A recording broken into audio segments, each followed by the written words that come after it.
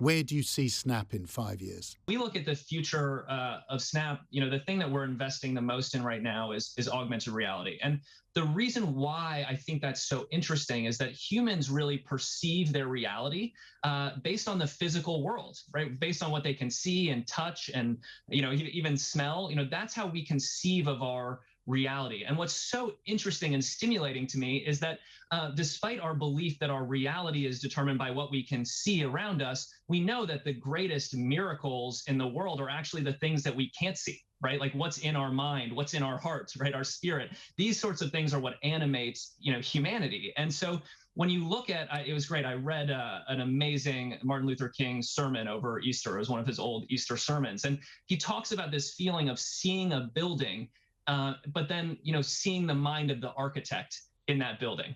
And that this physical representation, which, takes 10 years and all these bricks and a ton of money to build, is really an insight into the mind of an unbelievably talented and creative person. And I think the promise of augmented reality is essentially to reduce that gap, reduce the friction from what is in your mind, becoming a part of the world that is perceived and experienced by people. And so for us, like that is what is so thrilling and exciting about augmented reality, that there's so much genius in our world that hasn't been seen, that hasn't been experienced, and that AR can remove all the friction from that process. And, in days, in hours, take what's in your mind and make it real in the world. And that's something that Snap is just fervently working towards at the moment. We've got our partner summit coming up on May 20th, and we've got some cool announcements there. So, that is what really inspires our team and what we're working towards.